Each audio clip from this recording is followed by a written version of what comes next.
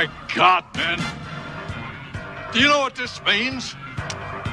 This ghetto's gonna be turned upside down, I tell you, upside down.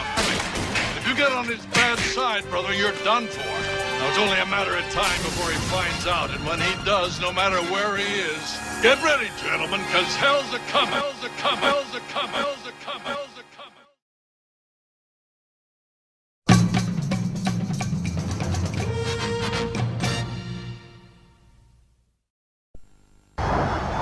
You think you're the best? I hope you are. A Gundam mobile suit is a fully articulated, fully equipped machine, armed with the most sophisticated weaponry known to man.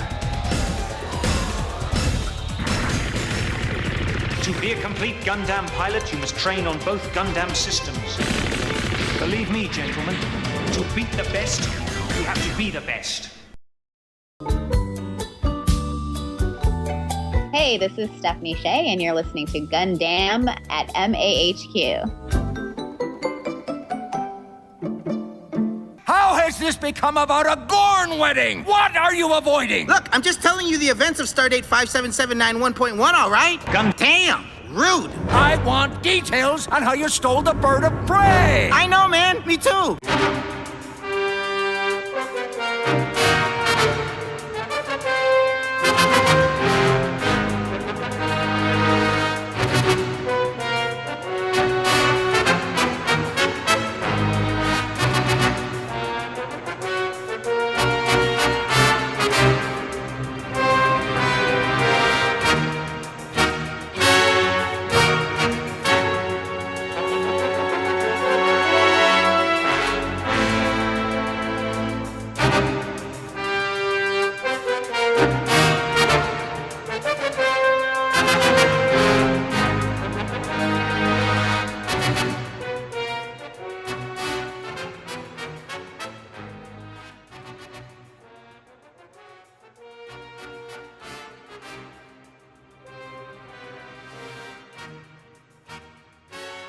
All right, welcome back, everybody, to Gundam at MAHQ. This is one of your hosts, Neo, and joining me always is the Soul Bro and the Chris. Guys, say hello. What about my star, fellas? What about my star?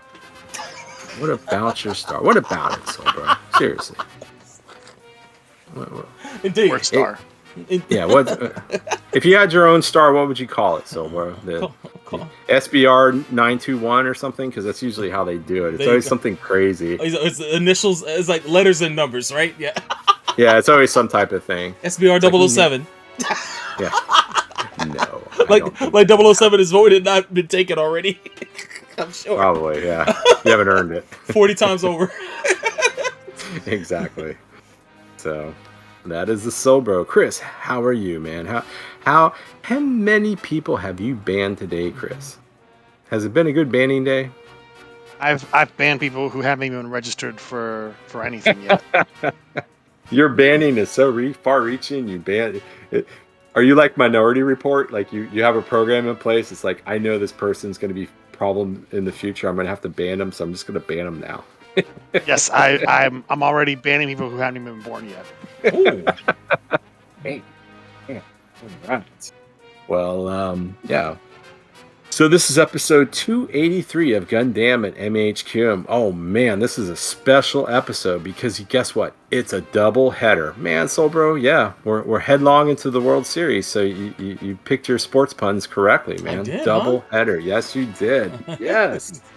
There you go. Yes, we're going to be talking about the groundbreaking shows of Gundam Build Metaverse and Star Wars Ahsoka. So, guys, anything as I saunter over to the Larry King Memorial News Studio for some Neo's listener submitted news? No, but if those are watching, we're watching YouTube, went over to Twitch. My apologies. I'm not sure what's going on with YouTube. I'm starting to start the YouTube stream back up now. But I am recording it, so I'll upload it to YouTube once it's done. So if anything, my apologies if you don't get to watch it live on YouTube. Then I will upload it there and you'll get to see it on YouTube regardless. So yeah, I was wondering what was going on there because I was like, what the heck is going on with the stream? I've been refreshing and works for like a second and then it goes into craziness. So yeah, for some reason it is lagged out, and I don't know why that is. But twitch.tv/FightersReady is where you can see it, and we're gonna try to rebuild the Twitch, the YouTube, while you do the news. And thank you very much. All right, sounds good. So, and if you ever have any news, you can always go to the Neo's Listener Submitted News Articles thread in the Gundam section of the Mecha Talk forum. Oh man, the first one here comes from MCT Dread, and this kind of hits. This is so appropriate for tonight's episode.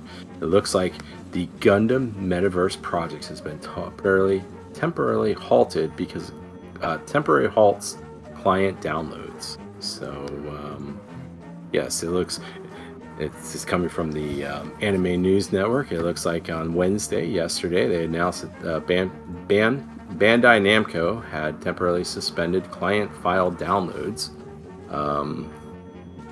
for its for the Gundam Metaverse project. The company to provide more details. Suspension follows online reports. The client file download included unsecure and unencrypted 3D data of Gundam plastic models. And I guess they had an update that that Bandai Namco confirmed on Friday that it's conducting an investigation, followed the reports of 3D data, blah blah blah. So it looks like they had some type of little hack. Chris, do you have anything on this? It wasn't even a hack. It's that they literally had like the post said, unsecured and unencrypted CAD files or unreleased Gunpla from Seed Freedom and other shit. Oh, geez. And those files are out there on the interwebs, and allegedly people have printed them. Oh, with like paper? With my gosh! No, with 3D printers. Oh, 3D printers. No okay, fucking way. There you go. Yeah, because these are the full design files for unannounced and unreleased kits, and yeah, it's a clusterfuck. It's an unforced error of epic proportions, and a lesson in having proper file security. Right, and don't have the intern do this stuff. Like, don't delegate it to the intern, because some poor intern's gonna like get blamed for this. He's like, I was just trying to get college credit for this. Why? I didn't do anything. All I wanted to do was just get coffee for Tomino-san. And he's never in his office because there's just a pile of tears in the corner. Yes. I don't know. So, I'm sure that's an accurate recreation of the situation. Probably, yes. You have dishonored us. I'm Mr. Bandai Namco. You have dishonored us, intern. No. So, and MCT Dread comes back with some other news. It looks like Bang Brave, an original TV anime is going to premiere in January of 2024. Wow, that's not too far away, is it? Gosh. It is not. Man, oh man. Yeah, looks like it is. Let me see here. Scroll. The main cast includes... Yeah, if you go to the link, you see the main cast. Oh, we got some old guys, got some other guys, blonde guy, girl. Yeah, it looks like some pretty cool stuff here. So, yeah.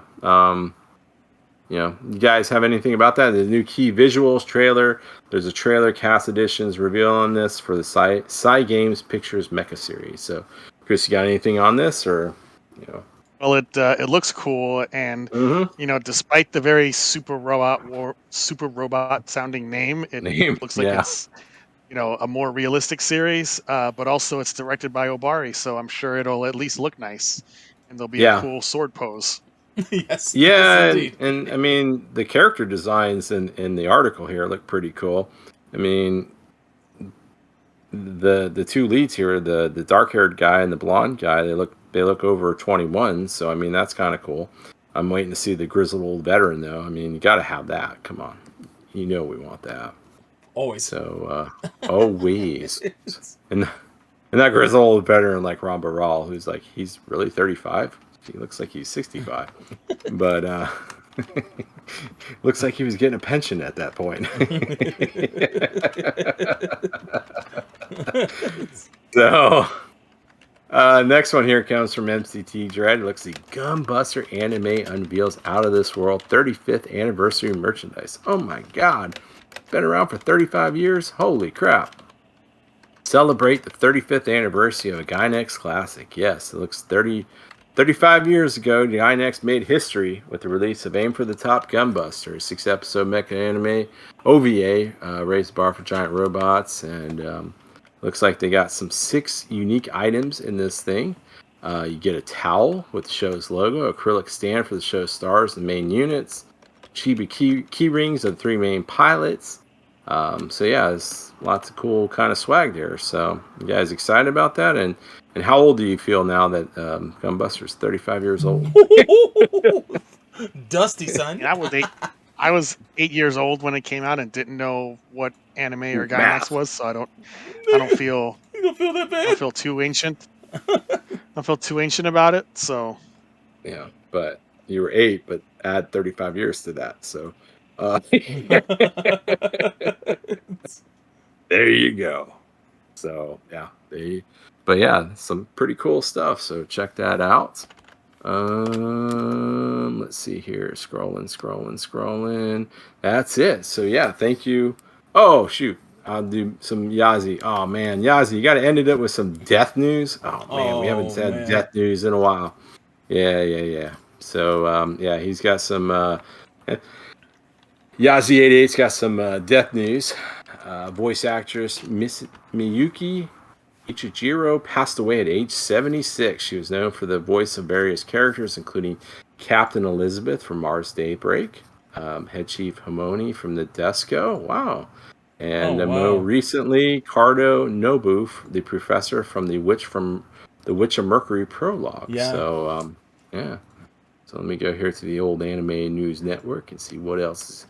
Yeah. 76. Yeah, I saw this on, I guess it's not Twitter anymore, it's X. So I saw that going around there, X. And so yeah, I guess she was in Detective Conan too. That was her, like, that was the thing I was really seeing on the internet when they talked about this, like her thing in Detective Conan, which is like, what? They're still are they still producing Detective Conan? Like, yeah, I think it's still on. I'm pretty sure. So. Yeah. Or some way, shape, or fashion. Yeah. So yeah. Yeah. But big ups. I mean, 76 had a good life. Provided a lot of entertainment for people. So it looks like here oh shoot, I didn't even know this. She did the voice dubbing roles for Western films and television. Notably, she was the voice of Marge Simpson in the Simpsons, Jessica Rabbit in Who Framed Roger Rabbit, and Sandra Bullock's Annie Porter in Speed. I didn't even know that character had a name in that movie. So, because really, isn't all that movie about just Keanu? It's all about Keanu. It right? is. And Dennis Hopper. Keanu with his lunch. So, there you go. But so yeah, that's it. Do you guys, Soulbro Chris, you guys have any news? So Chris, you got anything? Any pertinent news that we need to know about? No. All right. Soulbro, anything on the Soulbro thing? Any there was Soulbro declarations? Any Soulbro dances that need to be done? Anything? There was something I can't remember because this whole YouTube thing fucked me up. If it comes back to me, I'll mention it at the end of the show. But I did get the word out on social media that for people to go to Fighters Ready. Go to so Twitch. If you can, please go to twitch.tv/Fighters Ready. If you're hearing this, you're probably already there. So shout outs to you guys that did go. But yeah, other than that, man, I'm ready to get it cooking. All right. So what do you guys want to do? Going to build universe? Yo, was a flip? Metaverse or Ahsoka? How you start with Gundam because I can't imagine it being a very long conversation. Yeah, all right. Start with Gundam. Very all short journey. Chris, you want to give us a quick synopsis of that? Sure. So we got this kid named Ryo Hoyo who lives in Hawaii, and he's into Gunpla and the Gundam Metaverse project, and he's about to make his debut, and his Gunpla building master is also secretly his Gunpla fighting master, but he doesn't know they're both the same person because she's wearing a mask. Who But knew? obviously, you know that she's the same. And he encounters lots of people from the Build Fighters universe and Build Divers who all just randomly coexist in this series with no explanation, because these are two entirely distinct universes that do not cross over, and yet everybody knows everybody like it's all normal. Right. And the crux of the story is that his mentor Saria has a twin sister named Maria who was butthurt that her sister was a better fighter, as they were both vying for the title of Lady Kawaguchi. And now her sister is an edge lord with a super edgy Gundam, and Theria asks this noob Rio to fight her sister for her, and he does, and makes her see the light of day, and come back to Gunpla competition and letting go of her hatred, and that's it. That's the extent of the story. Yeah. In 3 episodes. Yep. 3 20-minute episodes. Yes. So, bro, what are your thoughts on this? Oh, well, I had fun while watching it. It was kind of a trip back down memory lane for some of it. Some characters I had forgot existed, and some characters I was looking forward to seeing that I didn't see. That was like, yo, where's this character? Where's that character? But ultimately, it was. I know this was made, I guess, as the 10th anniversary of the Build universe. Is that why it was made? Yes. And it was really cool. And to plug this Metaverse shit. And the Metaverse game, which I guess is getting. It got leaked. Oh yeah, that got leaked. It got leaked. So yeah, it is. It was cool to go back to this world. I love the setting of Hawaii. You can immediately tell it looks like naval housing. In Hawaii, actually, when I look at the houses that he lived in, the house that the kid lived in, it's like, yo, that looks like military housing. That's crazy, but maybe that's just the style of the houses down there. But Rio's a fun enough character. You don't really get too invested in him. He's there to be the protagonist and take you through the different eras of Build Fighters. Where was Gundam Build Real though, fellas? Yeah. Forget those scrubs. Where them dudes? Where them guys at? But nah. Rio was fun. His Gundam's design was okay. The Gundam that he piloted, the Law Gundam, it was I like the color scheme. It's a bit of a run back for me. I was looking for something a bit more sleeker, but it was fine. But it was nice to see the inclusion of Iron-Blooded Orphans model kits in the show, and to see just a lot of the favorites come back. To see both what's his name, Seiki, and the cat that was Sei's partner, Reiji, be in the same show. It's like, these guys look like brothers. Does no one bring this up? Well, I mean, I have to say, the 3rd episode when you get to see Reiji and the Majin fight, that's cool. And like, I managed to reconnect, but for reasons. It's like, okay, you don't have to explain it. Fuck it. Everybody's here. Yeah, explanations. That's too messy at this point. It's I don't really care. Not even the right time period for these guys, but whatever. It's cool. But it's a fun little revisit to this world. And I don't know if they announced that they were going to do a full series of this tomorrow, I don't know if I would need it. But no, it's cool to dabble back in this world and to see the potential of it, if anything. I liked Mask Lady, aka what was her name? Saria. Saria. Saria. I like her store most of all, and my man Jeff. Jeff is just chilling. He's anime Jason. What's his name? Aquaman. Jason Momoa. Jason Momoa. Yes, he's sitting there giving the hang 10 at the counter, passing out. It's like, that's my guy right there. He's probably drinking beer. He's got one underneath the counter. But it was just a nice little return to this world. The mecha design's always cool. I love seeing the Core Gundam again. That was probably Bill Divers' Re-Rise was a really cool series. So for me, I quite enjoyed seeing the revisit there. My guy Freddy, always ready to roll. It's good to see that guy. But yeah, other than that, it was very shallow of a story. But it's what you come to expect for Gundam Build Fighters. So for me, it was enjoyable for what it was. I don't think I could watch a whole 13 episodes of this, but for what it's worth. What about 25? Could you watch 25, maybe 50? I mean, we'd have to do it for the show regardless, but it probably would wear out its welcome. No, by then. but could you if you were the CEO of Bandai Namco after he gets fired for leaking all the files on this? No doubt. They're not being 3D printed. It was me, Neo. I did it. I did it because I want to become the master of Bandai Namco. I did it to usurp the Majin. That's a good plan. I think the Majin would actually respect that. He So. might. He might actually respect that. Yazi said, "We all know Suzaku did it. Of course.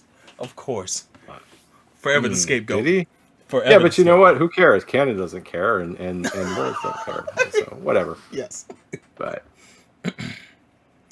yeah, man. I mean, again, if we're doing it for reviewing it for the show, I'd have to.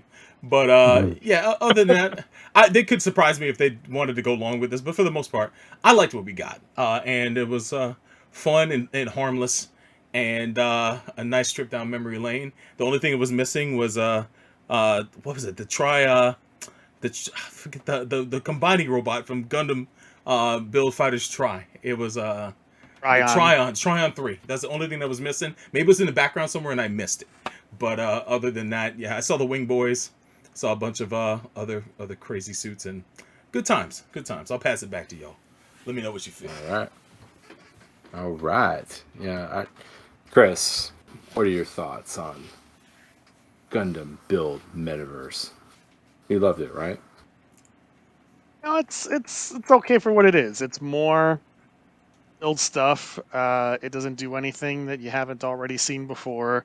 Mm-hmm. It's not treading any new ground. It's the biggest thing about it is I just don't understand how and why it is these two universes coexist.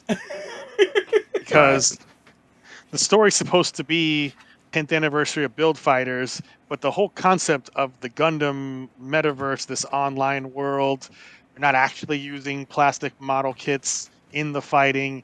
It feels like an evolution of Build Divers, and yet the core of the story involves, this contest to become Lady Kawaguchi. So it just seems like it's a very mishmashed origin, like a comic crossover that's not well thought out between like publishers' different universes. I think, Chris, you don't understand that it was just there to sell model kits and to get people to what? Oh my God! Things. How dare you? And to I'm thinking, I don't know, because Bandai's never really done this before, but making people want to buy model kits to modify. That's what I'm thinking, but that's my conspiracy though. So. I will say though, I have never been impressed with any of Riku's double O's, but the 00 Diver arc is a design that I actually enjoy. I think that's a good custom, and it's different enough from his previous ones that I think it actually stands out. I feel you on that, man.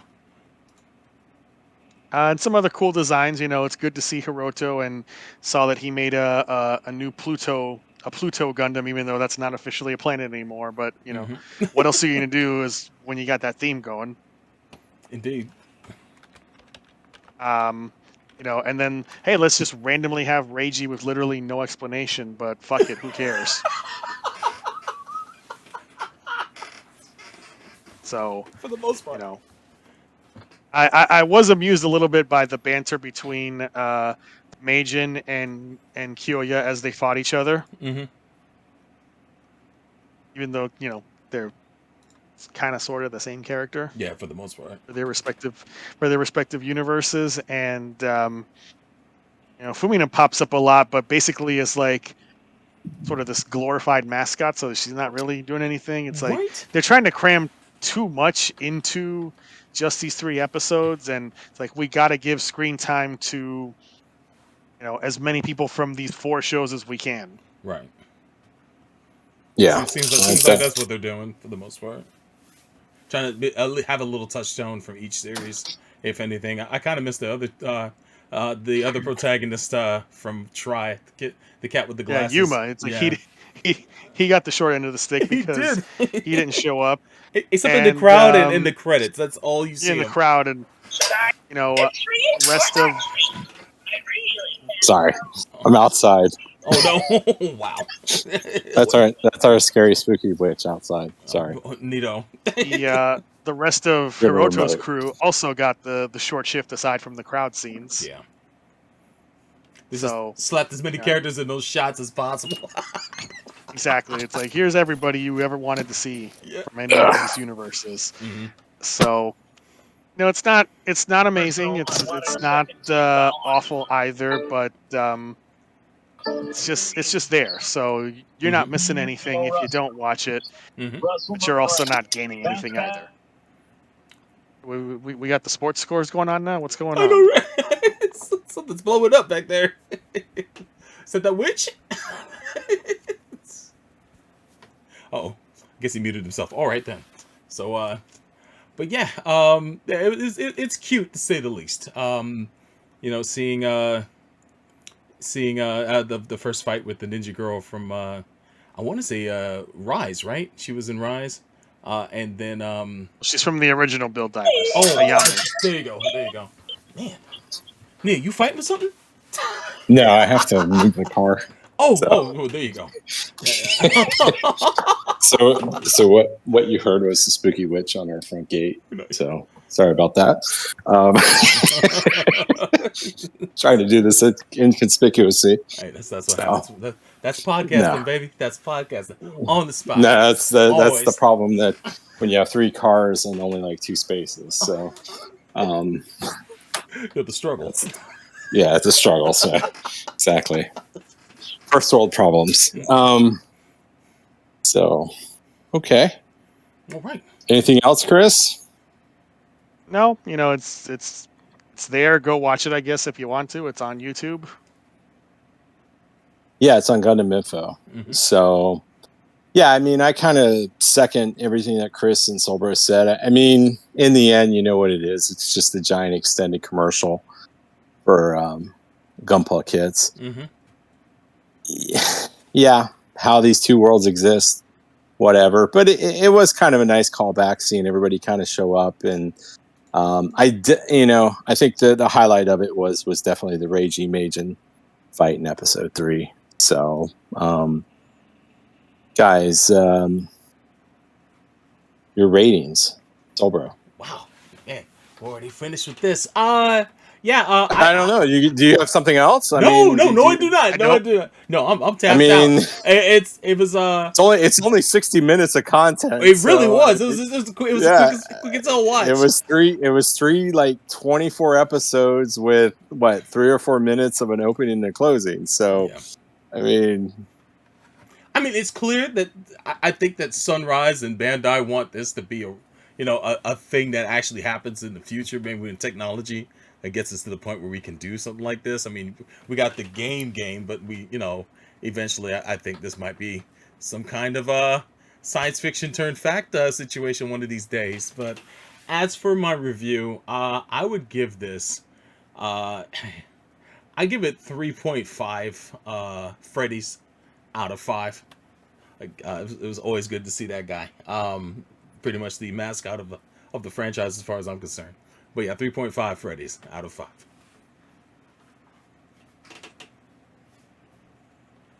Who's next? Did we lose Neo again? I think we might. So I will give this. No. Sorry, I'm a mute. Sorry, I did the Zoom call thing. Oh yeah, I was talking and there was a Chris. What's your thing? Sorry, I'm switching over. All right, good stuff. I'm gonna give this 3 confused universe mishmashes out of 5. Yes, how fitting. Yeah, and I'll give it 3 Magi butt cheeks out of 5. Oh boy, we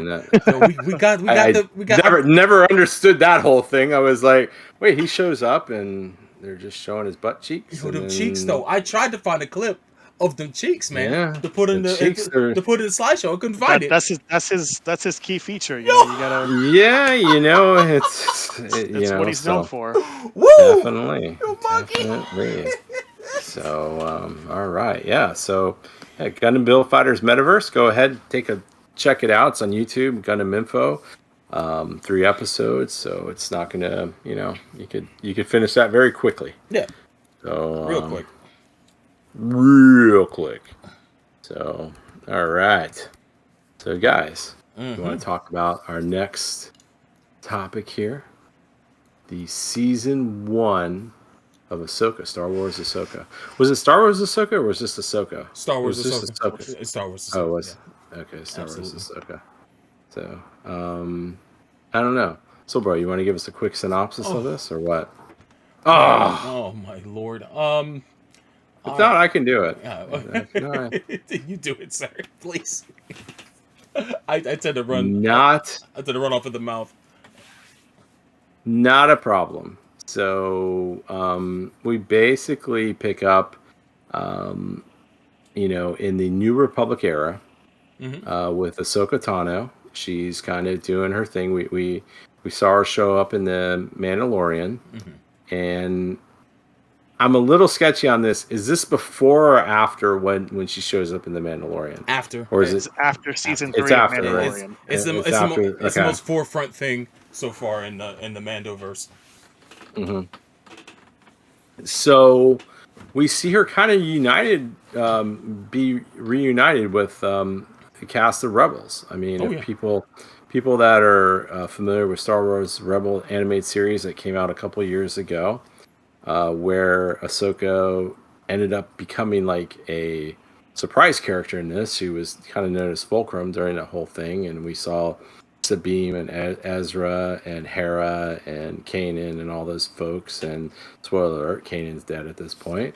But we see kind of the aftermath of this. It's dealing with Ahsoka and her relationship with Sabine. And we see that Sabine is kind of lost after everything that happens at the conclusion of Rebels, where, spoiler alert, Ezra via space whales transports Thrawn to some other part of the galaxy, and their whole entire existence at this point is just to basically find him.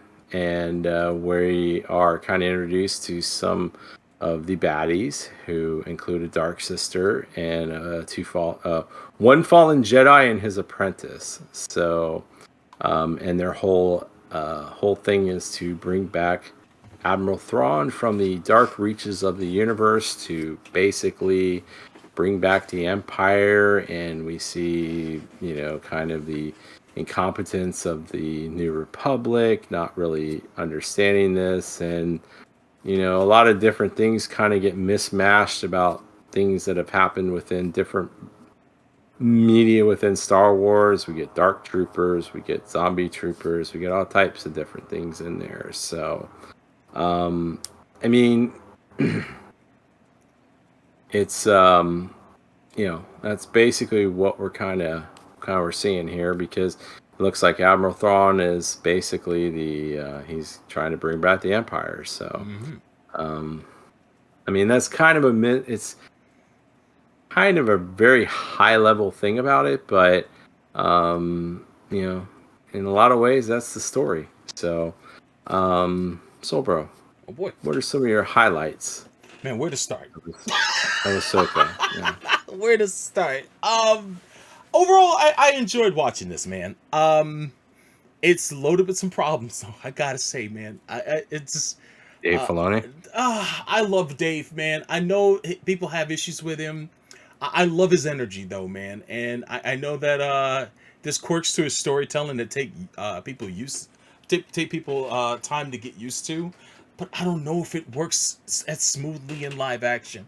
there's certain things about definitely not in 6 episodes. Yeah, I mean, it was eight episodes. It was 8 eight, episodes, but still, I mean, he likes to laser focus on something as opposed to being able to juggle A, B, and C stories, which they could have done for this show a bit better than they did. But for the most part, I mean, he's a very visual director. Some of the fights went from being fantastic to being a little flat from place to place. But I love I love some of his characters, man. I enjoy Ahsoka in this show. Rosario does a pretty good job, and as the series progresses, she goes from being kind of like down on herself to finally becoming Ahsoka the White, as people are calling her, and kind of goes to a rebirth in this series when we get to the 5th episode, which I thought was really good. I know some people prefer 6 over 5. I might be in that camp too, because 6 is when both Ezra and Thrawn finally show up. But 5 was hit pretty hard, and if you're a Clone Wars fan, I know 5 hit pretty hard. I know both of you guys watched Clone Wars all the way through, so I'm curious to hear what you guys thought about Episode 5 when we get to you guys. But I watched Rebels, and I've seen all the other shows. I've seen Clone Wars probably up to the middle of Season 2, so I'm still working my way through that. And I've seen, of course, the Tales of the Jedi show too. So most of the animated stuff I have watched. But I also looked up quick recap videos on Ahsoka's journey. Just to get you went to Wikipedia, didn't you? No, just Wikipedia. Mana Recaps does his job very well. That's okay. I go to Mana Recaps and look at her whole arc and just enjoy it for what it is, and then see how her story picks up in this. I think the character I had probably the most problems with is Sabine, and just how she was written. I hated, and I mean I fucking hated, when she finally reunited with Ezra and didn't tell him shit. Just kept all that shit under her hat. It's like, look, you got some pertinent information you need to tell this man. Why aren't you doing this? What you ashamed that you gambled it all to get to him? Just tell him straight up. He'll understand. It's Ezra, man. There's no better gambler than him. He's a freewheeling cat too. He's got a beard. He's got a beard now, so exactly, he's more man. understanding. Exactly. Look like he's straight out the was it? He's been living with the he's been living with the turtle people. Look like he's straight out of Sergeant Pepper's band and shit. It's he's been living with the Rock Lords, and it was the guy that got to play him though. That's the best casting in the series, straight up. Iman Esfandi, he captured so much of the spirit of Ezra Bridger from the animated series, and the voice, like his mannerisms, all of it, nailed everything. Like, to me, he's the biggest discovery in this show. I wish I could say the same about Natasha Liu Bordizzo. I'm not. She feels it's so different from the Sabine that we got in Rebels. But I started to warm up to her performance as the episodes went along, and there's some things that she did that got on my nerves, as I mentioned, and some things that I did enjoy. But overall, I did like the fact that towards the end of the series, she got her shit together, and she also stuck around to help Ahsoka as well towards the end. Some of the other characters I really did enjoy. Ray Stevenson is Baylan Skull. Baylan, I know Chris and I discussed this, I think, off mic, about how people are taking his performance as Baylan, and a lot of people are surmising that is because he's no longer with us, that people are seeing more to his performance than what was really there. But he played it in such an understated way that it really is a shame we won't get to see him continue the character, if that character's still around in the next season. But why not? We can just put his head on somebody else's body. No, please don't do this. They've done that before. They've done that before. No, well, this is Star Wars. You don't recast people in Star Wars. How dare you? How dare you? How dare you? I mean, we're just going to take a scan of Mark Hamill's head from, of course, 70 years ago and just put it on some other guy's head. What was I thinking? Body. No. Yeah, come on. I hope they don't extinguish his story and just say it's happening off camera next season. Recast him. There's actors that you can get to play him. There's already names being tossed around. I don't know who is going to get picked, but recast him. I would like to see the end of his story. All right, I need to have this. We need to do this bet then. All right. Okay, Chris, Soul Bro. Mm-hmm. So, Soul Bro, you think they're going to recast somebody? Chris, do you think they're going to recast somebody? I think they don't. I think they go the cheap way and scan his head and put it on somebody else's body. I think they do recast him. Yeah, he's not that old of a character. He's not that much of a legacy character. Not to recast. So if it was Luke or Leia, I don't have the faith that they'll recast those characters. But as for Baylan, I'm pretty sure they'll recast him with someone, and hopefully someone on the same. So if you're a casting director, Silver, who would you cast him with? I know. What's his name? The cat that played Sabretooth and X-Men Wolverine's his brother plays Ray Donovan? Yeah, Ray Donovan, that guy. He's got guy? He's got the same build. He can grow about the same kind of beard. He's not going to have the same accent, unfortunately. I don't think you can kind of replicate that, but he doesn't have to. He can just play him the way he would like to play him. But I think he would have the same imposing presence. I think that Liev Schreiber, that's his name. I think that he would make a pretty good one. Some people are saying that Chris, who would you do? You're a casting director. I'm gonna go with an off-color choice of Liam Cunningham. You know him as the Onion Knight from Game of Thrones. Oh, there you go.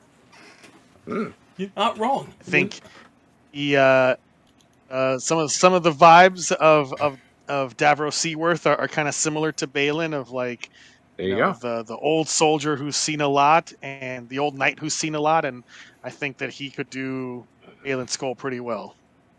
And I'm gonna call what every Hollywood casting director would say, Timothy Chalamet. Shut up. Yes, he would be the perfect one. Yeah, even though he doesn't look like him, has no mannerism, but people would watch. Timothy Chalamet for yes. I'm going completely Hollywood on this. I'm a completely Hollywood casting director. There you go. Timothy Chalamet. Yeah. The Force made him young and beautiful. Exactly. he got very pretty and all of that. Yes. There you go. Man. Yes. But he's my go-to. Yeah. Going back to other characters that impressed me, Shin Hati. I love this character. She is so feral. Ivana Sakno did a really good job. I don't even know how old she is. She plays her younger, but I think the actress is like in her late 20s, early 30s. But Ivana Sakno, for little lines that she has, you can see a lot of her acting on her face. And she has to kind of portray the character that way because she doesn't have that many lines. But I'm mystified as to what she's going to be next season. I hope they don't redeem her, man. Star Wars has this thing about redemption for all these characters, but I hope she kind of stays Arch, man. I want her to stay Arch. Why are you assuming there's a second season? Oh, true. There may not be. They have not. The show was not a ratings hit, so they might just kill this baby in the crib. And killing babies. What are you doing? I don't know. They haven't announced it officially, but I do know that they did leave on some kind of cliffhanger that could continue in a show like it's a Skeleton Crew. If that ship is heading to that part of space, I don't know if it is or isn't, but I do know they get stranded somewhere. We know where this is continuing. The Dave Filoni's doing a Mandoverse movie. Yeah, I just want to know if they're going to get back before the movie is my question. But it may not be until that movie that they get back. So I don't know. But Morgan Elsbeth, she didn't really impress me all that much. Although I love Diana Lee Inosanto, she's like the goddaughter of Bruce Lee in real life, and her fighting choreography is amazing. Her acting raised up a bit towards the end of the season, and I quite enjoyed where her character went. Zombies, though, man.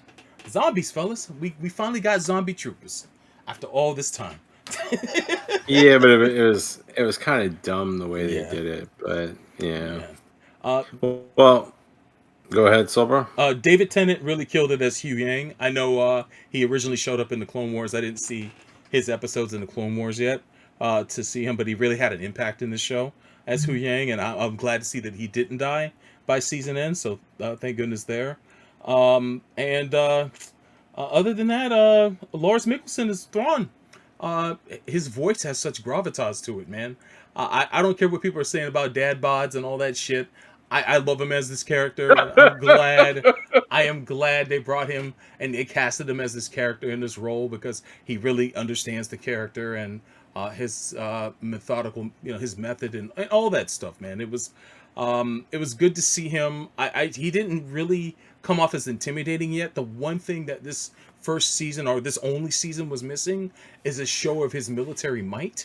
It was just basically all about leaving this far off point in space to get back to the main galaxy. But I wish after he got back there was at least one last scene where he was doing some devastating shit to leave us on a true cliffhanger.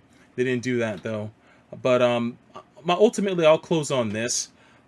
Dave, you've got this thing where and maybe you were held back by budget. I don't know, but you're very, very conservative with your storytelling. This is supposed to be a huge tentpole event for the Star Wars universe, especially since it's a series completely focused on Ahsoka.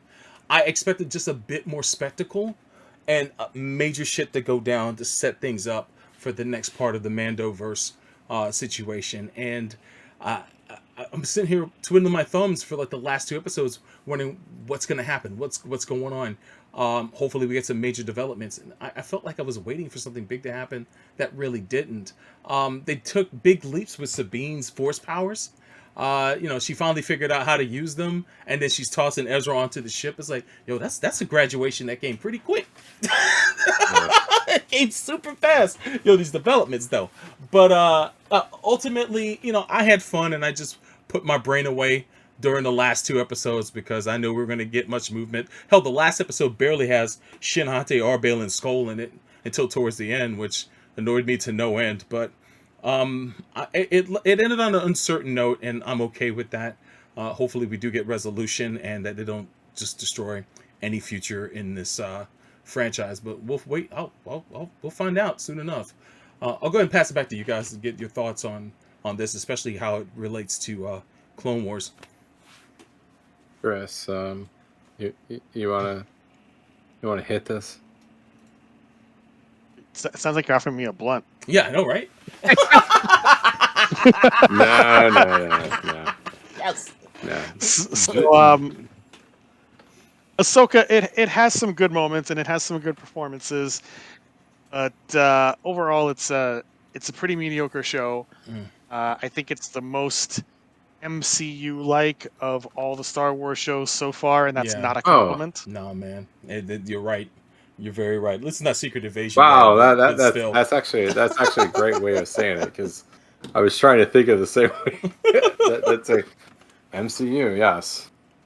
The show really does not stand on its own in any way. Like, it really wants you to have seen Clone Wars and Rebels for it, and Mando as well by extension, and it doesn't accomplish anything on its own. It's really just setting up the pieces for this Mandoverse movie that's coming down the line.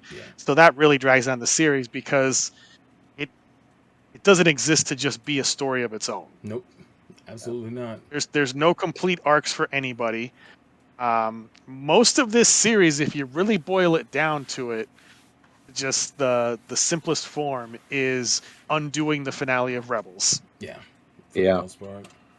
Because Rebels had to remove Ezra from the game because he couldn't be a Jedi in the rebellion at the same time as Luke Skywalker. Yep. Right. Now we've engineered this whole season to undo that, and it's like, has it been called Ahsoka, or should this just have been Rebels Season 5 or Rebels 2? It should have been Rebels Season 5. Like, why even call it Ahsoka? Well, and if you look at her mannerisms in the first 3 episodes, Mm-hmm. she's probably thinking the same way as you're like, is this my own show or is this Rebel Seasons 5? Like, I mean, you go ahead, Chris. I'll say my piece when I have to say There's it. Yeah. plenty of times that Ahsoka is like not around, Mm-hmm. which really adds to this feeling of, is this even really her show? I don't like how dour she is for most of the series. Like, Yeah. I get it. She's going through some shit, the lingering trauma of having been a child soldier in the Clone Wars. All the shit she went through in Order 66, finding out that Anakin was Vader, literally being killed by her former master, and then rescued via some timey-wimey by Ezra in the World Between Worlds. Like, yeah, she's been through a lot, but like, she's still just too dour and subdued for most of this series. Yeah. And it's only rarely that we get some signs of that old Snips showing. Yeah. Mainly when Anakin's around. And I don't like the framing of, off screen in the years leading up to this, she tried to train Sabine how to be a Jedi and it didn't work out. And they keep talking about it. They keep referring back to it so many times. But never once did we get like a freaking flashback that actually shows, something like what was the big fight that happened between them that had them parting ways. They just keep talking about it. It's like, show me something. Hey, we at least got that with JJ Wars with Kylo Ren. Like, we at least got some type of that. I mean, and I'll be on, and I'm not trying to step over you, Chris, but why does everybody have to have force powers? Like, I like Sabine how she was, and it's just like, why do we have to go down that route? Like, it just that doesn't bother me because that's kind of going back to the original idea of Star Wars that everybody is connected to the Force and anybody could use it if they trained, for the the midichlorian nonsense that Lucas introduced of like, oh, now it's special bloodlines that have magic powers. So like, I think Sabine becoming a Jedi is perfectly fine. It doesn't bother me at all. I just don't like the way it's framed that there's this bitterness between them that happened all off screen and we never saw any of it. Just a lot of waste. Yeah. We could have seen some of like Sabine losing her family during the siege of Mandalore, because they were all fine and well during Rebels, and then next thing you know, now all this time later, oh, they're all massacred. So we could have showed that. Beginning of the series kind of hyped up Morgan Elsbeth as this big threat. Oh, she's this Night Sister, and then she meets with these mothers and they give her a power up and they give her the Blade of Talzin, which is not even explained in the context of the series. Yes. And then she just gets murked. Yeah. And Thrawn's like, she did what was necessary. Like, okay, Blue Elon Musk, have you done what's necessary? Yes. So that bothered me that some of these characters amounted to nothing. Baylan Skoll, while yes, an interesting character and a good performance by Stevenson, the character has no arc. Yeah. He's just being mysterious for the sake of mysteriousness. And the series ends with him in this Lord of the Rings-like shot of this giant statue of the father from the planet Mortis in Clone Wars, which if you haven't seen Clone Wars, you're like, what the fuck is that? Right? Yeah, you have to see that episode in Clone Wars. Actually, it's like 2 episodes in Clone Wars to really see what's going 3 on episodes. with that. 3 episodes, yeah. So there's just, it's just way too lore reliant, and it's just connecting you from here to there. It's not its own story. It was great to see Ezra. I think Eman Esfandi, like, he just captured that character perfectly. I think he's the best performance out of all of the Rebels characters coming into live action. Yeah. Yeah. And Chopper. Yeah. Well, Chopper's just Chopper, but he feels. I mean, it's Ezra and Chopper. The most. Yeah, he feels the most like his animated counterpart in ways that Sabine and Hera don't. Yeah, and even Ahsoka. Yeah. Yeah.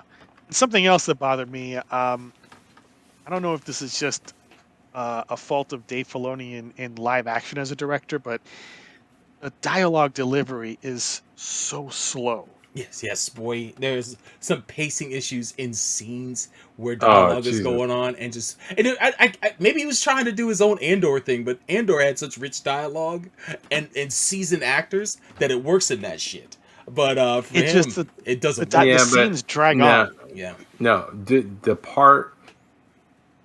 I know exactly what you're talking about. Mm-hmm.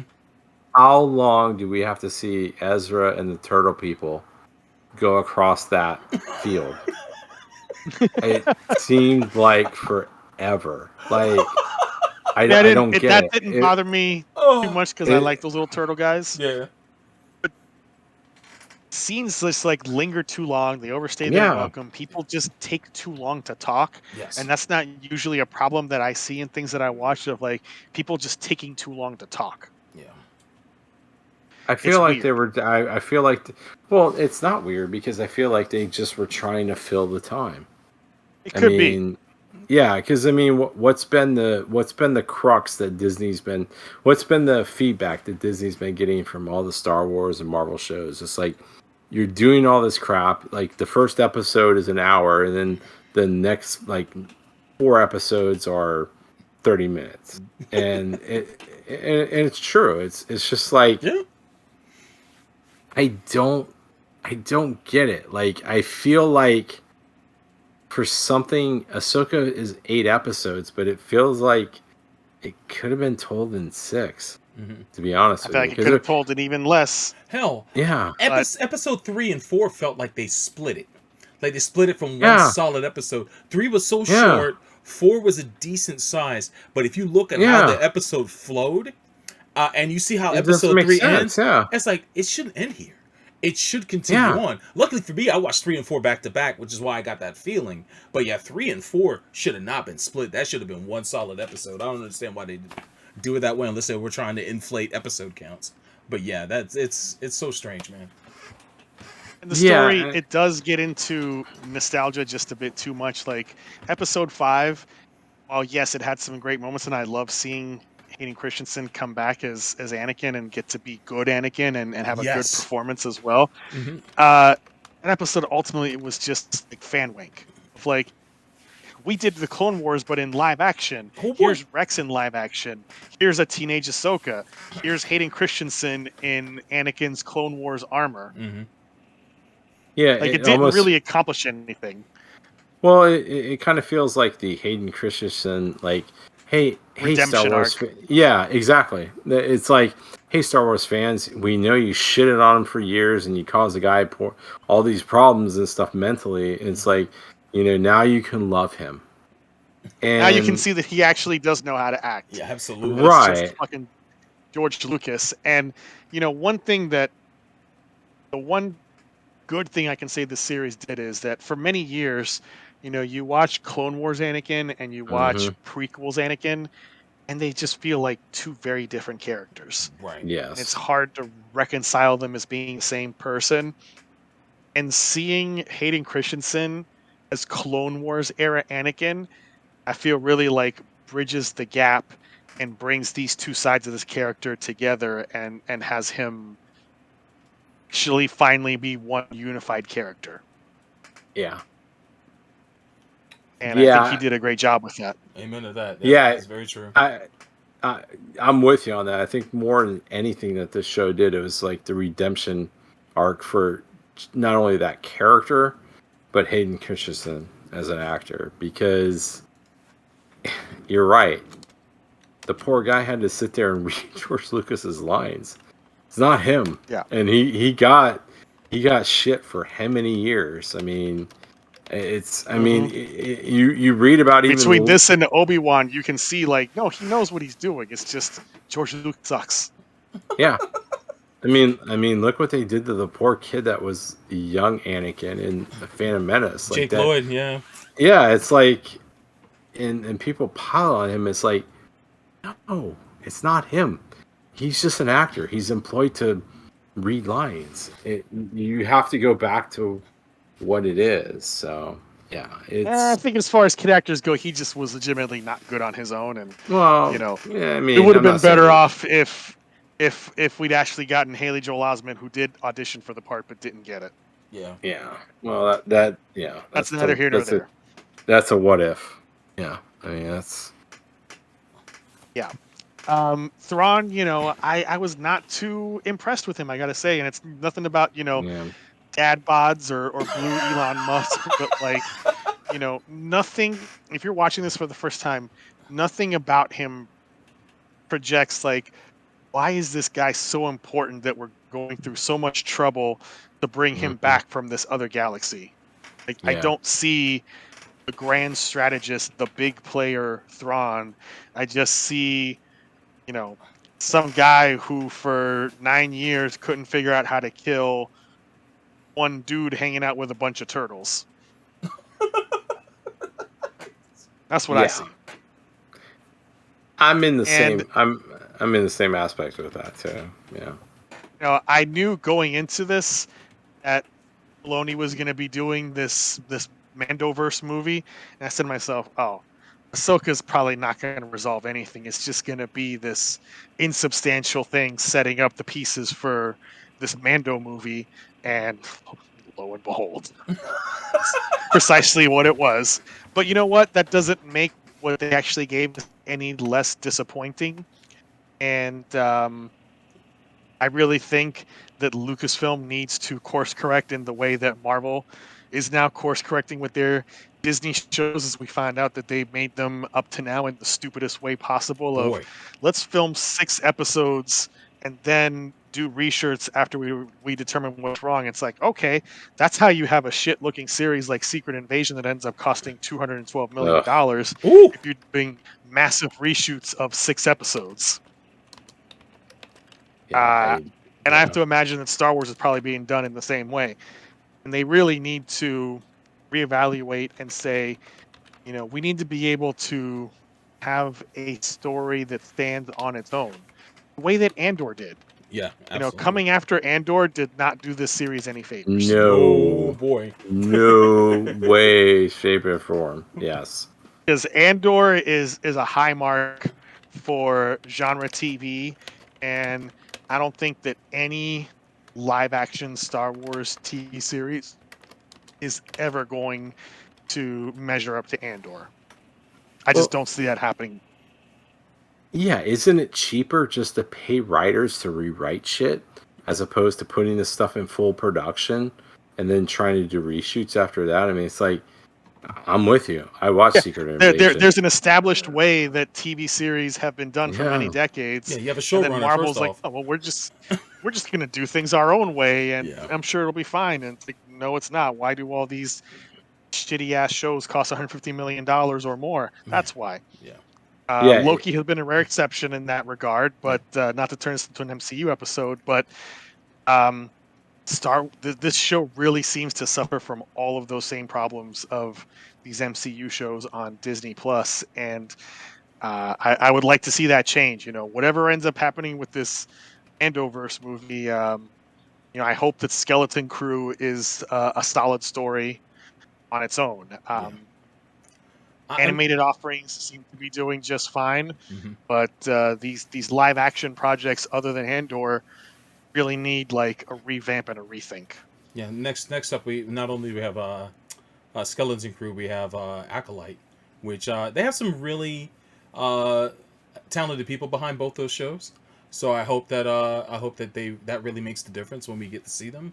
But yeah, it does make me a little worried about what's coming around the corner besides Andor season 2, and what we're gonna get and where the Mandoverse is gonna go. Because yeah, they really have to start being real about when they complete these series, and if there are issues with it story wise, they need to go back and fix them before they put these shows out. They just have to. Well, 'Cause but you know what though? I think they don't care probably don't. because They're saving money by not because caring, I But they're guess. But but they're no, paying because they're paying the price, given yeah, that the reviews for Ahsoka have been middling, and that apparently I streaming I numbers get have been that, middling. yeah, but I think they also I mean, I'm just gonna say this. I'm not. I mean, here we go. Not me. Mm-hmm. But they actually think that Star Wars fans are fools because they'll buy anything. I mean, I honestly feel that's the situation. I mean, my take on Ahsoka. That's true. I mean, they'll do whatever. You buy yeah. at Disney World are like over $200. Yeah. Right. I mean, they'll just buy anything, and it doesn't matter if it's good. Andor's the anomaly, and I think Chris brought up a great point. It's like it doesn't help this show that it went after Andor, because Andor was, it's the one time that we don't have all the bullshit. We don't have all the Star Wars bullshit. And that's kind of the problem that I have with this. It's like, I don't necessarily have a problem with Sabine being part of the Force. I get it. Yeah, the Force is everybody, whatever it is. But it's always the convenient out. Mm-hmm. It's always the convenient thing of like, you know, like you mentioned, she sat there and pushed Ezra. I mean, I'm sitting there watching this. I'm like, really? They're going to do this bullshit where they're going to sit there and just push it because the gap's that wide? I'm like, oh my God, seriously? I mean, are we really doing this? I honestly think that this show is meh. Oh, like man. It is the it is the basic definition of meh. It's not bad. It's not great. It's got some cool things in it, but then other things are just like whatever. Yeah, Dave Filoni, he was an integral part of Star Wars at one point. Maybe he just needs to sit back and just be a producer and collect his money on that aspect, because I'm like, Ahsoka for the first 3 episodes, like I feel like I'm sitting there watching. It's like, is Rosario Dawson even awake in half these episodes and half these scenes? Because it's like, and I'm not faulting her. Mm-hmm. I'm absolutely not faulting her. Sure. I mean, she passes the test, the visual test, all that, but it's like, what is going on here? Like, what does this mean? Like, you know, even bringing, I know she's not Snips from the Clone Wars. She's Ahsoka. She's Fulcrum from Rebels. But even from that point, it's like, I don't get where she's at. We need to have some type of connection of what's going on. I just don't get it. Like, and then it's like, okay, we're going to bring Thrawn back. Why? Who cares? He's just an admiral within the Empire. Like, what is he going to bring? He's the heir to the Empire, buddy. Come on. You know, like, why? Like the book, the book that everyone likes but is no longer canon. Yo, they said the thing. But that's the thing. Yeah, they said the thing and the thing. But that's the thing. It's like, can we get something about that? Like, why do we even care? Because you're right. In the end, here's the thing. Andor, you can watch that. You could have no basis in Star Wars outside of just knowing that there's Luke Skywalker, Darth Vader, and the fucking Death Star. And you can watch that shit and you'd be like, oh shit, this is cool. But I need to sit there and I need to go back to the Clone Wars. I need to go back to Rebels. I mean, I get it. Everybody's jizzing. Oh, Hera had the picture of her and Kanan. Oh, I mean, it's like, okay, let's just stop. Seriously. I mean, maybe there's a reason for the writer's strike, because people, I don't know if it's the writers, I don't know if it's studios, but nobody can fucking write a comprehensive fucking story that's got a goddamn beginning, a middle, and a goddamn end. That leads me to ask you a question. Do you prefer if one writer writes the whole season, or do you prefer a writer's room with a bunch of writers? Because this is a situation where Dave Filoni wrote every episode, just like Jon Favreau wrote every episode. I don't care. I just want somebody that's got a fucking vision of what the fuck they're going to. Mm-hmm. Like, you're the writer. You're taking me on the journey. Mm-hmm. I'm not supposed to sit there and fucking figure out all this bullshit. Like, you're supposed to tell me this is the beginning. Okay, I get it. There's other ancillary things that come around there, but I should have a competent beginning, middle, and end. I mean, look at all the great films and series. I have that. Mm-hmm. You don't need to. I mean, this is a gate. This was like an opportunity to build off Andor. At least the goodwill that show gave, yeah. You're taking established characters, and you can go. I mean, yeah. Man, this hit you hard, huh? This hit you hard. I mean, it didn't hit me hard. Oh man, it just made me go like, why do I care about this? Oh shit. Like honestly, you want to know? I didn't hate it. Oh. I didn't hate it. But I'm not sitting there going like, oh shit. I just watched Andor and I was and you know that's it's an unfair comparison. Yeah, it is actually. but the problem is like it's so below Andor. Mm-hmm. Why do I care? Like I'm just meh about this show. It's like don't hate it. I don't think it exists, but what's the motivation of anybody? I'll tell you what the problem with this show is, and this is a common sentiment I've seen on the internet, and one that I agree with. Mm-hmm. That we all know that George Lucas combined various sources of inspiration to create Star Wars. You know, those old 50s sci-fi serials, the Flash Gordons, the Buckaroo Bond, all that junk. Yeah. And Kurosawa movies, namely The Hidden Fortress. So he combined these two very disparate things to create something new. All of the people making new Star Wars shows now who grew up on Star Wars are just making more Star Wars. Yeah. Right. Not bringing together new things with the imprint of Star Wars. They're just making more of what has already come in the past. And you can see that in the tone of like Mando, being original trilogy adjacent and with some of the games and all this kind of stuff. And Andor, I think, is a notable example that breaks from that pattern of, it's telling a very political story, way more so than any other Star Wars series. It's telling a very grounded story without the Force, without Jedi, without any of that kind of stuff. Yep. And it's doing it with the aesthetic of Star Wars. Yeah. Right. Right. But Ahsoka is not doing that. It's just more Star Wars. Right.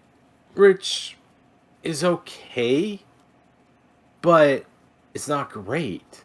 It's not great, and it's not fulfilling the potential that it could have. Right. It doesn't do anything. Like, I mean, let's just break this down. Okay. Mm-hmm. She's a fallen Jedi. Oh, she's not a fallen Jedi, but she's a Jedi that, I mean, we know in the Clone Wars she gets disenfranchised. She walks away from the Order. She ends up still being, a person of values and principles and things like that. That's why she helps Ezra and Hera and all them in Rebels and things like that. So she's inherently a very ethical and good person. Why are we not exploring that? On the flip side, Thrawn he's a guy that was like transported across the galaxy. The Empire's gone. He knows it's gone. Why the fuck does he care about bringing up? I mean, why does he care about any of that? Why does this even matter? Why would you have a Dark Sister and fallen Jedis sit there and we have to bring him back for what? Who cares? The Empire's gone. Empire TM. He's an TM. But why is he? But why is he the heir of the Empire? I don't know. Because that's the name of the book. I mean, he was one of the highest-ranking people in the Empire outside. I get it, but who cares? But everybody else is dead. Mm. But we've established that Palpatine was the end-all, be-all of the Empire. Did he do that? I mean, it's simple, stupid things like that where it's just like, why does this even matter? I mean, it's like, oh, he came back. Oh, big shit, whatever. I mean, who cares? I mean, he's in a broken down Star Destroyer with guys you thought were like originally you thought they were fucking zombies, but they're not. They're just broken down because they can't replace their fucking armor. And then it's like, oh, we got all these guys are gonna, they know that they could, they're gonna volunteer themselves, and they know what it's gonna entail. It's like, what is it gonna entail? Oh, they become fucking zombie. I mean, why? Who cares? Because it's been established in this universe in Endor that if you're a low-ranking motherfucker, even if you're a high-ranking motherfucker, you can be rehabilitated. Yeah. Why would you even care? Like, who cares if the Empire still goes on? Like, it's just really stupid. I know I'm probably being nitpicky, but it's like we've already been established that it doesn't really matter. Who the fuck cares? Like, I get why Thrawn wants to keep this shit going on, because he's gonna be tried as a fucking, somebody that's crimes against humanity. But why would a fucking regular soldier in his broken down armor care about this? It's just like, it's there. I feel like it's a complete fan service series. Rosario Dawson looks like Ahsoka. She's great. Okay, great. Whatever. But it's like, I'm kind of like her, like, through half of it. I'm like, I'm just here. I'm collecting a check. Because that's what I felt like. I mean, honestly. I mean, am I wrong on that? Did you feel in the first, like, 3-4 episodes, she's just sitting there. She always had her arms crossed. And she's just like, whatever. I was just waiting for the momentum to start flowing for that. And then we finally get in episode 4. Like, episodes 1 through 3, it takes a while to train to start to get going. Episode 4, some shit happens. Episode 5 is the episode everyone's waiting for. 6 is the you even talk about Balaam. It shouldn't take that long. It should not. It shouldn't. Because we're well into the third act. Too long. We're well into the third act before shit starts popping off. And to me, it's like, man, you gotta be better about this. What's the next season? He goes into the inner realm, the inner rim, and he should have done that already. Like, what's the fucking threat on this? Oh, he found a way to get back to where he was originally. Yeah, there should have been a C plot. There's an A plot and a B plot in the show, and they're very shallow. There should have been a C plot to really give it some depth, and they didn't. And I just don't know if it's because Filoni had to cut it out, or if he's just not feeling strong enough to be able to convey that in live action, or all that stuff. Because he only directed one episode. And that was the Anakin episode. I'll tell you exactly what it is. Right. He doesn't have it. Like, he's being told, if you go on the internet, Dave Filoni's a fucking genius. Yeah. And I'm just gonna sit there and say, when people sit there and tell you you're a genius, you're gonna believe it. It's still early days for him. So I mean, I know he's not really. He's been around for 20 fucking years. Doing this stuff, being dude. a live action director, it's not been that long. It has not been that long. He did like one episode. What's the fucking difference of telling his story? Honestly, what's the difference of telling his story? You're you're going into minutia here. Well, he's doing live action as opposed to anime. It doesn't matter. He's telling a fucking story. I mean that's true. But I'm a person that I Go ahead. Really? Go ahead. After all this? Yeah. Seriously? Okay. I mean, come on, dude. It's all right. I think it's a regression. I feel bad for Star Wars because it's like, you got off the schneid with freaking Andor, because Andor is amazing. Yeah. And then you get this bullshit. And it's like, damn. And I feel bad for all the people involved in it. Because I loved Ezra. I love the guy that, you're right, the guy that does Ezra, that's what you think Ezra would be. Rosario Dawson's awesome. Yeah.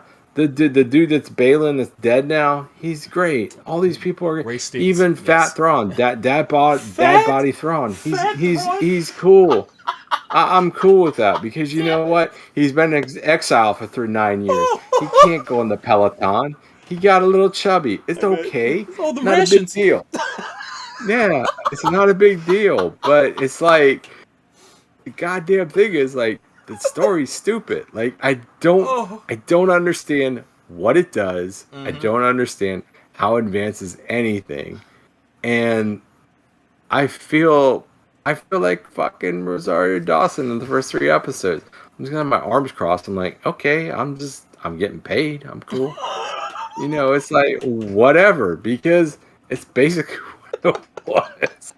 I mean, that's my opinion. I'm sticking with it, but it, you know, it's okay. It's okay. I mean, it's not shit, but it could have been much better. That's for sure.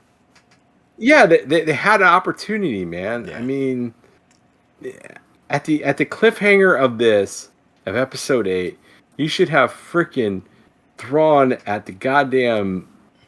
I guess at this point it's not Coruscant, it's that other, what is it, Hovian Prime or whatever the fuck it was. Whatever the capital, Hazian Prime. He should be at the goddamn seat of the goddamn New Republic, sitting there saying, "I'm gonna bomb the shit out of you. I'm back." And it's like, that's what you needed, because that's what it could have been. That's what we were expecting. Yeah. I mean, seriously. I don't know, Chris. What do you think? Am I being off base on this? I'm just like. Oh, it ended very insubstantially, and Yeah. it could have had more punch with an ending like that, of actually delivering on the threat of Thrawn against the New Republic. Instead, all we get is these guys are just completely incompetent fools, and they get what they deserve in 25 years in the sequels. Right. I mean, I think even we mentioned it with Andor. It's like, oh yeah, that's such like a Star Wars thing at the end, where he was in the prison, he was making something, nobody knew what they were making, and it ends up being the part of the laser that on the Death Star that ends up killing him in the movie. But that's kind of cool. Like it's like that. That's an interesting fucking plot line, even though it's like, oh, okay, I don't know. Anything else on Ahsoka? Andor? Yeah, yo, absolutely. Andor, yes. Go watch Andor. You know what? Please. Yeah, season 2 of Andor needs to come, and season 3. And you know what? I'll give. Hey, Disney, if you want my consulting thing, stop everything else and just do more Andor. We only get one more season. That's all they got. But that's all right. True. That is true. Season 3 is Rogue One. Yeah, but you know what? It'll end up going down in fucking history. It will. Because yeah. I mean, because you think of where he came from in Rogue One. I mean, Rogue One is like, it's a great movie outside of just being a fucking Star Wars movie. Yeah. So, I mean, yeah, it's... Inspiration can go a long way, man. And I really hope it goes back to... It goes back to the thing of storytelling. It's like, if you can tell a good story, that's all that matters. So, yeah. All right. Any other things about this Ahsoka season 1? Minor things. I did like that they brought back Clancy Brown to play Ryder Azadi in live action. Thank you. I was similarly disappointed, like, couldn't squeeze in some cameo somewhere for Ashley Eckstein. Right, I was expecting that, to be honest with you. Just that's the original Ahsoka, right? The original one. Ahsoka voice actor. Couldn't create a character that she could play, or have someone that she. That's fucked up. Make her one of the witches, even like nobody. Like, she's an on-screen actress. Or Chopper's girlfriend. Yeah. It's a bit of a shame. I wish it would give her some kind of some kind of live action character on screen that she can embody and be a part of the story. That would be really cool. I was disappointed in that too. What else, Chris? That's it for me. So, bro, you got anything? Man. Ultimately, it's one of those shows that is more of a curiosity watch than anything. It will curiosity watch. Yeah, that sounds horrible. If you've watched like all these years of animated series and you want to see where the story's going and you're curious, you could definitely do that. Or you can wait until whatever the next follow-up is and then binge watch it if you want. It's again not terrible, but it didn't hit the levels of potential that it could have. I think I either heard from you guys or someone else that Filoni kind of went to the J.J. Abrams school of the mystery box and all that shit. I think for this, so that's a mistake too. If that's true, please writers stop doing that. The mystery is great, but the method that Abrams does is not great. It hasn't been great for years. Please, I beg you, mystery box writing sucks. It just does. Well, here's an idea. Like, you could have been good at one era, but not in the next era. Sure. So I think that's the thing we have to do on this. It's just that this season set up so much mystery with like the boxes that they were loading into the ship and all this setup for season 1 that it's like, well, we really didn't get much payoff. Give us something instead of just leaving us for a follow-up that we may not even get. So, God, they need to be substantial when you tell the story. Why does any of this matter? That's my point. Yeah, like, fair. What does any of this matter? Yeah. And so, bro, go ahead. What's your rating? You got more, or if you want to go for your rating? No, I'm about to give my rating now. I'm gonna hit it right down the middle. This will be 3 out of 3 out of 5 choppers out of 5. For the most part, 3 out of 5 with the potential that it can get better. And I look forward, if there is a follow-up, I will definitely check it out. I've got faith that they can steer the ship, especially with what's all going on with the MCU right now and how they're kind of like trying to correct all that. They need to do that with Star Wars, these Star Wars TV shows too, with the exception of Andor. I've got plenty of faith in that.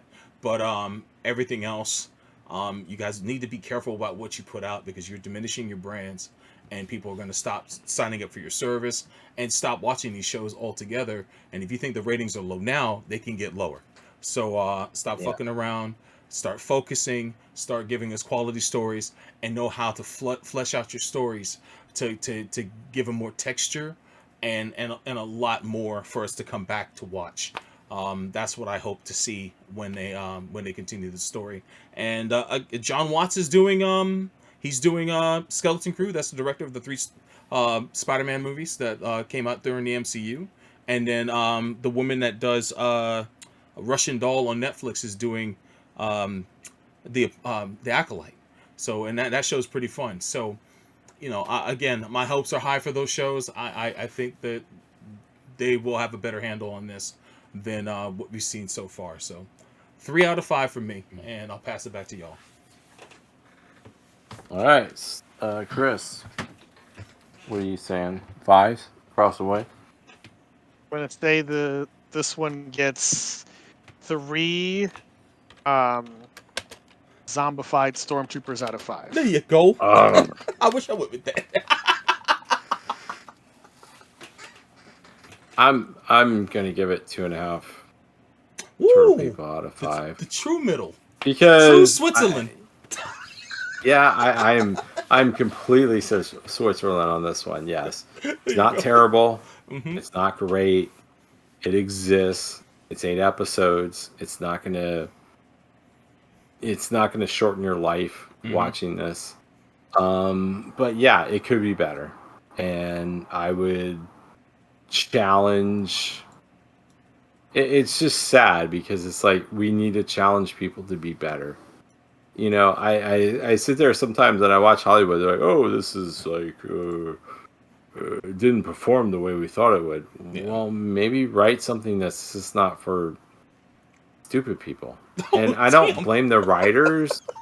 And I understand that it comes down to like the studio heads because they're the ultimate arbiters of this. But shit, Jesus Christ, some of this stuff is just like what world do these people live in? Like, just give us a beginning, a middle, and an end. I mean, and let us decide. So, yeah, that's my thing. 2.5. Right on. 2.5. Yeah. So, is this the Macross Frontier of Star Wars? Enron writes, the Macross Frontier of Star Wars. Only for him. Only for him for certain. Only for him. Yo, Enron. And I hope it gets a season 2. I mean, that would I would like to see this because also MGS 2 and 3 are good games, Enron. Okay. Yes! Thanks. But what are we gonna see that? I mean, is this gonna go down the tax write-off thing? Because that's been a big. I mean, do you think they're gonna give us a season 2? They gotta give us one, right? I mean, they have to. Yeah, I think season 2's coming. Dave Filoni's one of us, right? I mean, that's what he tells me with his cowboy hat and stuff. He's one of us. I would not count on a season 2 because we're getting season 4 of Mandalorian and this. Oh, you think it's gonna be a glorious crossover? Is that what you're expecting? Yes. Oh, God. Let's load up Mandalorian with even more characters from other shows, because. Let's take a show that was great at season 1, and we're just gonna muddle up other bullshit. It's like had a great fucking story, had a great thing. It's like, oh, just no Jedis, no this, just like the seedy underworld of what's going on. It's like, we'll just fuck it all up by adding all this other bullshit in it. So, bastard. Sounds like you had a great time. I did. I mean, well, hey, what are you gonna do? You watch this stuff. It's not complete shite. I mean, it's like, so, but guys, anything more about Ahsoka before we go? Or? I remember what I wanted to mention. For those who have Netflix, Pluto dropped today. Happy birthday to my brother Anthony, by the way. But Pluto is out on Netflix. I don't know how many episodes they dropped. But if you enjoyed the manga of Pluto from Naoki Urasawa, who's the mangaka of Monster and 20th Century Boys, you are in for a treat with Pluto. Pluto's an adaptation of a major arc from Astro Boy, but done in cyberpunk style. You've never seen it, man? Please check that shit out. It looks phenomenal. It looks so good. If you don't know what it is, just go to YouTube, look up a trailer of Pluto, Netflix, and you'll see what I'm talking about. And I hope you enjoy it. I hope that we cover it on the show. I know next episode is Lower Decks, so maybe sometime in the future episode we'll talk about Pluto. Yeah, well, Lower Decks is wrapping up next week, so I would imagine. But yeah, when it comes to Sobro says next episode is Lower Decks. Hey, I actually thought it was going to be like. Why are you spoiling the process? Oh. Exactly. I thought next episode was going to be going back into the mind of Tamino as he's an old man. Oh, no doubt. And questioning why he signed over all the rights to Gundam to Bandai. But I guess it's Lower Decks. Okay. No, the twist is he never had rights in the first place. Oh no. Damn it. Oops. But shout outs to Tamino. Why? I guess it makes the after show thing really quick there, Chris, because it's Lower Decks we're doing. Oh yeah. Hey, Sobro said it. We'll talk it out. It may be something else this week. Who knows? But if anything, Lower Decks is wrapping up. For those who haven't been watching, get in there and get caught up. So just in case it is the next episode, you can get in on there and be a part of the review. Because maybe it's the last episode of that. You never know. You never know. But yeah, real quick, mahq.net, man. If you guys have never gone, go there, hit the follow button, the favorites button there. It's the Mecha and Anime headquarters. Don't sleep. They got a lot of great reviews, man. They got a spotlight on Megazone 23, y'all.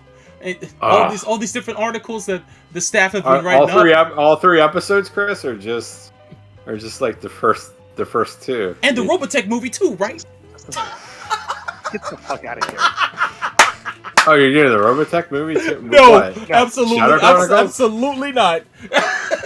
There was an adaptation of Megazone 23, a Robotech adaptation, if I recall correctly, that barely saw the light of day. It's not good. It's fucking terrible. But yes, sounds like poo-poo. You won't find that bullshit at MHQ.net. They keep it real. No. Go there, check out the articles, man. Favorite it. Check out your favorite mecha is on display, unless it's a Zoid or if it's Robotech. No Veritech. Specifically Robotech. You won't find it there, but you will find a lot of great mecha and info on your favorite mechas, and also reviews on anime. We encourage on the Mecha Talk boards to like sit there and challenge Chris on things that he says, and especially when you sit there and say that he's wrong on things that he knows that's right. Yeah. So that really makes him that will really make you part of the community. Chris really likes that. Right, Chris? You know, there was a legendary thread on the subject of Megazone and Robotech where some guy came on Mecha Talk and posted this thread talking about how my review of Megazone 23 Part 1 was incomplete because I didn't include the actual ending of the movie where, you know, he gets his ass kicked by BD and then he chases after him to the airport and gets a new mecha and then beats his ass. And I'm like, it's not Megazone.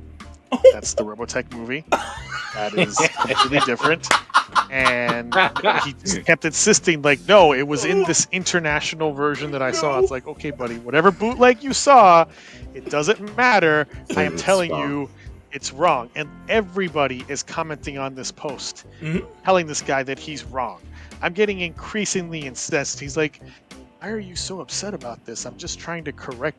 Like, oh my God, I want to fucking strangle you, you dumb piece of... Like, eventually I just got tired of it and banned him because it's like, you're so stupid. Like, literally everybody is telling you you were wrong. We have pointed to articles explaining that you were wrong, and you will not stop. So get the fuck out. Gotta go. That's what happened. Ejected. Oh, another satisfied customer. But it felt good banning, right? Is that when you realize that banning is like the source of your own power? That's what this is substance that you. Oh, it's before. Okay. Yeah. So, I mean, there you go. Fine times. But yes, MHQ.net, please go there. You find all our other links there. YouTube normally works. I will be uploading this to YouTube actually in the next few minutes. So if you guys will see the episode. I'm sure the Chinese have hacked YouTube. That's why we can't do it. Oh, exciting. Yeah, probably. But that's all for me, man. I'm ready. I'm ready to close this out. Yes, and always catch us on all our other social media, X or Twitter. X. Yeah, the only thing that makes Elon Musk dick hard, fucking saying X. Gross. Asshole. Yeah, exactly. How gross is his dick? Yeah. I hope they never know. But no, exactly. Asshole. Yeah. We will see you guys in a couple weeks with some more Gundam. Thank you for joining us, and sorry for the YouTube technical difficulties there. So.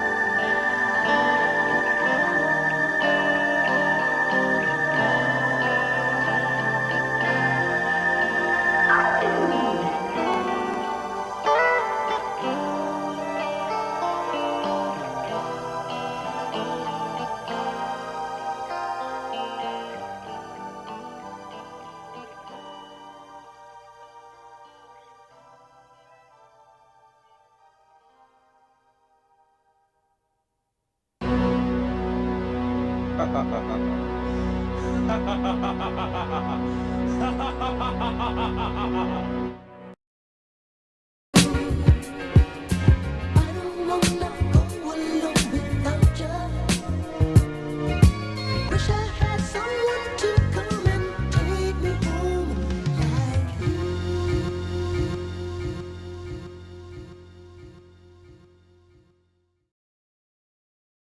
これが私専用の赤い照り焼きだ。ガーリックとベーコンの衝撃、赤いガーリック照り焼き。辛さは最大限に生かす。それが私の主義だ。スパイシーチーズとハラペーニョ、シャア専用体縁。この感覚、アムロ、いやトリチ。トリプルチーズがニュータイプ、白いトリチ。これでこそ私のマックだ。シャア専用マクドナルドへようこそ。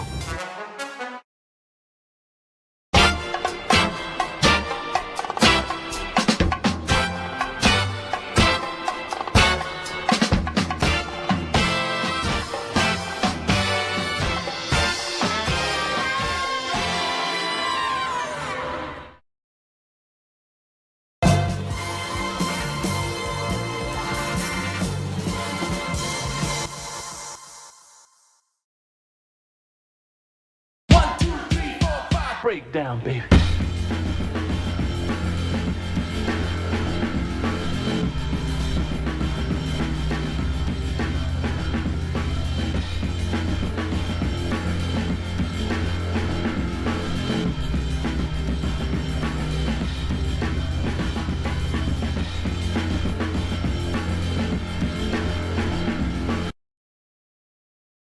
I'm going in. Cover me, Porkins. I'm right with you, Red 3.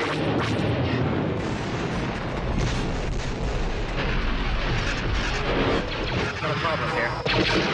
Eject! I can hold it. Pull on! No, I'm all right.